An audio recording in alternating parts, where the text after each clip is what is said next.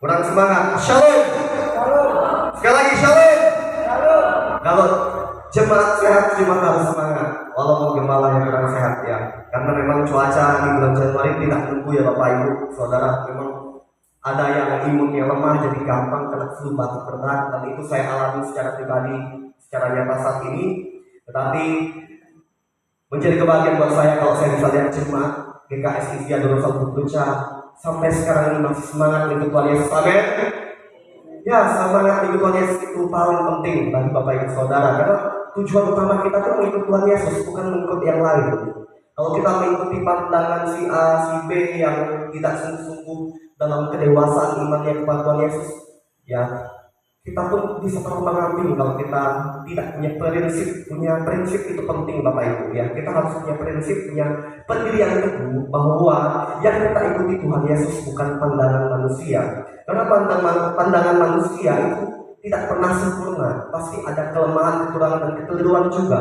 Makanya saya ingin jemaat GKS Isya Dorosal Bukluca yang masih aktif setia sampai sekarang ini menyembah Tuhan Yesus, memuliakan Tuhan Yesus gereja ini, tetaplah semangat menyembah Tuhan di gereja ini, karena gereja ini adalah tempat untuk kita dibentuk. Gereja ini bukan untuk orang-orang yang sempurna, bukan, tetapi gereja ini adalah tempat untuk membentuk orang-orang yang perlu diservis secara rohani untuk menjadi pribadi yang lebih baik untuk memuliakan Tuhan.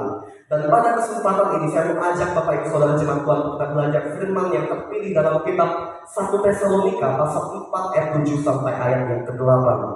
Mari kita buka kitab ini bersama-sama, dan saya ingin ajak jemaat semua untuk kita bacakan firman Tuhan ini bersama-sama.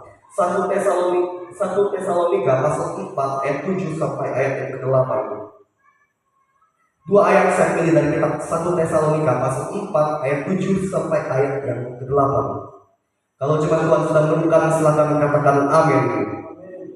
Ya, judul dari firman Tuhan ini nasihat supaya hidup kudus. Ayat 7 dan ayat 8 kita bacakan bersama-sama. 1, 2, 3. Allah memanggil kita bukan untuk melakukan apa yang cemara, melainkan apa yang kudus.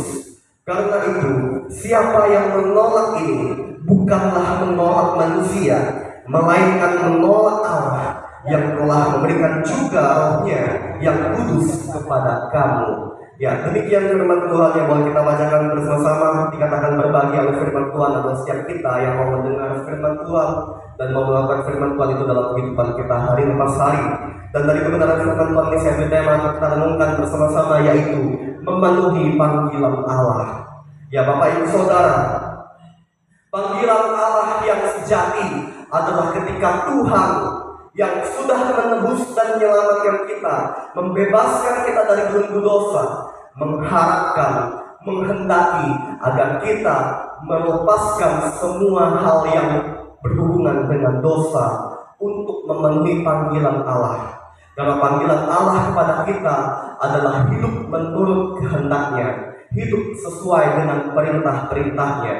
Ya Bapak Ibu Saudara, perintah-perintah Tuhan itu tidak jauh, karena kita dapat menemukannya dalam kebenaran Alkitab. Karena Alkitab adalah firman Allah yang tertulis. Bapak Ibu Saudara, oleh karena itu janganlah jenuh untuk belajar firman Tuhan.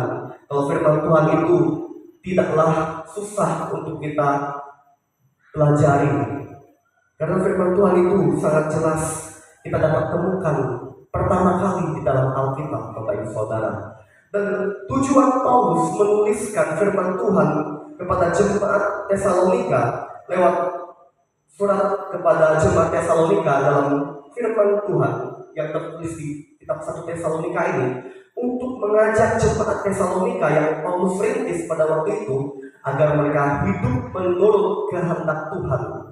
Jadi Bapak Ibu Saudara, jemaat Tesalonika pada zaman itu asal usulnya mereka bukanlah orang Yahudi, tetapi mereka adalah orang-orang yang percaya kepada Tuhan Yesus dengan segenap hati mereka, walaupun mereka bukan silsilah keturunan bangsa Israel Yahudi. Mereka dari bangsa lain, Bapak Ibu Saudara. Mereka tinggal di Tesalonika dan mereka menerima Injil yang diberitakan Paulus, dan pada akhirnya mereka mau percaya menerima Tuhan Yesus sebagai Tuhan dan Juru Selamat dalam kehidupan mereka secara pribadi. Dan jemaat di Tesalonika pada waktu itu sempat mempertanyakan kepada Paulus tentang seperti apakah gambaran kedatangan Tuhan Yesus yang kedua kalinya, dan apakah yang harus dilakukan untuk mempersiapkan diri menyambut kedatangan Tuhan Yesus yang kedua kalinya. Dan itu bisa ditemukan dalam kitab 1 Tesalonika ini yang menjadi jawaban atas pertanyaan-pertanyaan bagi jemaat Tesalonika pada waktu itu, Bapak Ibu Saudara. Dan Bapak Ibu Saudara silakan nanti mempelajarinya secara pribadi dalam kebenaran firman Tuhan secara menyeluruh, secara lengkap dalam kitab 1 Tesalonika. Dan dalam kitab 1 Tesalonika ini Bapak Ibu pasti menemukan jawabannya. Ya Bapak Ibu Saudara, secara khusus pada saat ini kita akan belajar seperti apakah memenuhi panggilan Allah yang Tuhan kehendaki untuk kita capai dalam hidup kita lewat kesempatan yang berbahagia ini. Dan saya membagikan kepada Bapak Ibu Saudara lewat kebenaran firman Tuhan ini. Silakan Rosa tampilkan poin yang pertama. Memenuhi panggilan Allah yang Tuhan kehendaki untuk kita capai, yaitu menjauhi hal-hal yang cemara di mata Tuhan. Itu disimpulkan dalam ayat 7a. Bapak Ibu Saudara, hal-hal cemara ini adalah gambaran tentang perbuatan dosa, perbuatan yang jahat di mana Tuhan yang harus dijauhi. Dosa bermacam-macam bukti nyatanya, mau dia ukuran kecil atau ukuran sedang maupun ukuran besar, semua ukuran apapun dosa itu tetaplah sama di mata Tuhan yang harus dijauhi. Bapak Ibu Saudara, kalau firman Tuhan mengajarkan kepada kita supaya kita hidup sesuai kehendaknya, pastinya firman Tuhan itu ingin agar kita menjauhi hal-hal cemara. Hal-hal yang cemara itu adalah hal-hal dosa. Dosa yang bermacam-macam, berupa dosa iri hati, dosa kedengkian, dosa kepahitan, dosa kemunafikan, dosa zina, dosa-dosa yang bermacam-macam. Apapun itu, kalau memang adalah dosa, berarti itulah hal-hal cemara yang harus Bapak Ibu Saudara dan saya jauhi. Bapak Ibu Saudara, firman Tuhan tidak berkompromi dengan hal-hal cemara. Firman Tuhan tidak mau tawar-menawar dengan perbuatan dosa. Makanya kita diajarkan untuk menjauhi hal-hal cemara, hal-hal dosa. Karena itu salah di mata Tuhan, dan itu tidak berkenan di hati Tuhan. Dan itu saya simpulkan dari ayat 7a, yang menjadi harapan Tuhan tidak hanya kepada jemaat Tesalonika pada zaman itu, tapi juga kepada Bapak Ibu Saudara dan saya. Kalau Bapak Ibu Saudara sudah banyak mendengar nasihat firman Tuhan selama ini yang memberitahukan secara jelas tentang hal-hal dosa yang disebutkan oleh firman Tuhan sebagai hal-hal cemara di mata Tuhan, maka jauhilah itu Bapak Ibu Saudara. Bagaimana mungkin kalau kita mau alami mujizat Tuhan, kemudian kita mau melihat Tuhan melakukan permohonan doa, tetapi kita masih mau melakukan hal-hal cemara. Hal-hal cemara itu salah di mata Tuhan Bapak Ibu Saudara, dan itulah yang sebenarnya menjadi penghalang berkat Tuhan, sehingga kita tidak menerima berkat Tuhan. Itu juga lah yang menjadi penghalang doa kita kepada Tuhan, sehingga Tuhan tidak mengabulkan doa kita. Karena apa? Ada sesuatu yang tidak beres dalam hidup kita, yaitu ketika kita terbukti Tuhan dapati melakukan hal-hal yang cemara. Bapak Ibu Saudara, apakah selama ini ada hal-hal cemara yang Bapak Ibu Saudara lakukan? Kalau ada, Bapak Ibu Saudara perlu bereskan itu dengan cara bertobat, kembali kepada Tuhan dengan kerendahan hati, mengakui hal itu salah di mata Tuhan, dan bersedia untuk melepaskan atau meninggalkannya dan mau berubah untuk Tuhan, berubah menjadi pribadi yang lebih baik untuk Tuhan Bapak Ibu Saudara. Karena dengan pertobatan itulah yang membuat pintu berkat Tuhan itu terbuka. Kita mengalami mujizat Tuhan, kita mengalami pertolongan Tuhan, kita menerima berkat Tuhan ketika kita mau bertobat, meninggalkan perbuatan-perbuatan yang cemara yang salah di mata Tuhan Bapak Ibu Saudara. Itu poin yang pertama ya. Karena fokus utama kita adalah bagaimana untuk kita mencari hal-hal yang tidak berkenan di hadapan Tuhan. Lanjut di poin yang kedua, saya bagikan kepada Bapak Ibu Saudara yang menjadi kehendak Tuhan, yang menjadi panggilan Tuhan bagi hidup kita yang harus kita capai, yaitu melakukan hal-hal yang kudus di mata Tuhan. Itu saya simpulkan dari ayat 7b. Hal-hal yang kudus ini adalah simbol, adalah gambaran tentang hal-hal yang baik, yang benar, yang menyukakan hati Tuhan, yang menyenangkan hati Tuhan, yang harus kita lakukan dalam kehidupan kita, Bapak Ibu Saudara.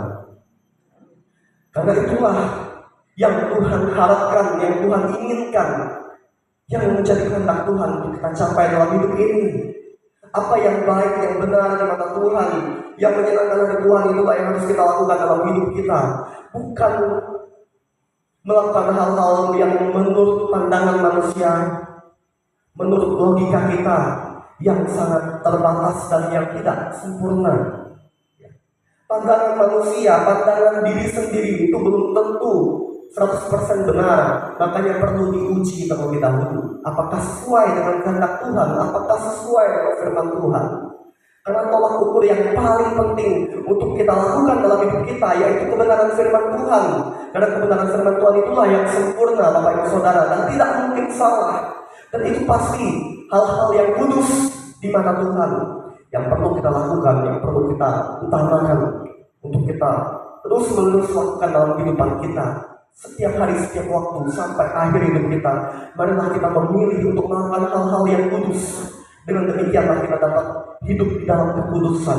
Karena Allah kita yang kita sembah, yaitu Tuhan Yesus, adalah Allah yang maha kudus, Allah yang maha sempurna, Bapak Ibu Saudara.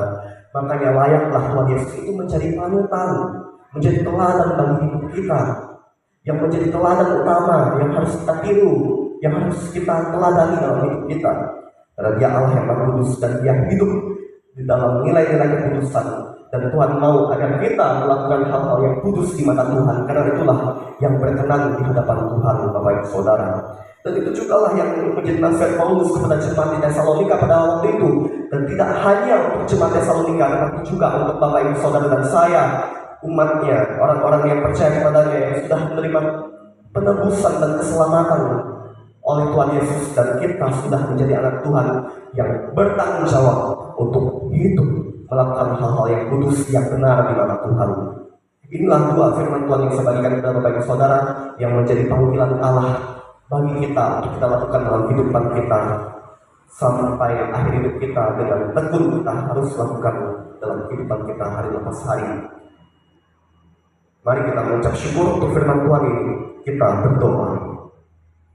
Tuhan Yesus, terima kasih kami telah dinasihati oleh kebenaran firman-Mu yang sangat jelas tentang panggilan-Mu yang sesungguhnya untuk kami penuhi, untuk kami capai, dan untuk kami lakukan dalam kehidupan kami sebagai anak-anak-Mu ya Tuhan, yang sudah menerima keselamatan, yang sudah menerima berkat Tuhan dalam kehidupan kami.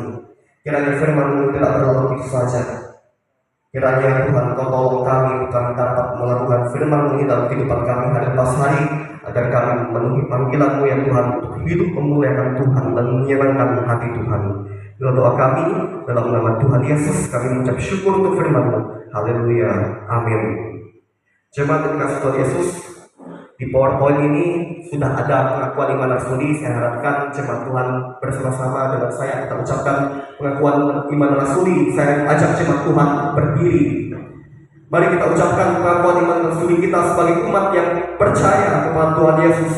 Kita ucapkan bersama-sama. 1, 2, 3. Aku percaya kepada Allah, Bapa yang Maha Kuasa, Galuh langit dan bumi, dan kepada Yesus Kristus, anaknya yang tunggal Tuhan kita, yang dikandung daripada Roh Kudus, lahir dari anak darah Maria, yang menderita di bawah pemerintahan Pontius Pilatus, disalibkan, mati dan dikuburkan, turun ke dalam kerajaan maut, pada hari yang ketiga, bangkit pula dari antara orang mati, naik ke surga, duduk di sebelah kanan Allah, Bapa yang Maha Kuasa, dan akan datang dari sana untuk menghakimi orang yang hidup dan yang mati. Aku percaya kepada Roh Kudus, gereja yang kudus dan am, persekutuan orang kudus, pengampunan dosa, kebangkitan daging, dan hidup yang kekal. Amin. Jemaat Tuhan dipersilakan untuk kembali kepada WL. Saya persilakan.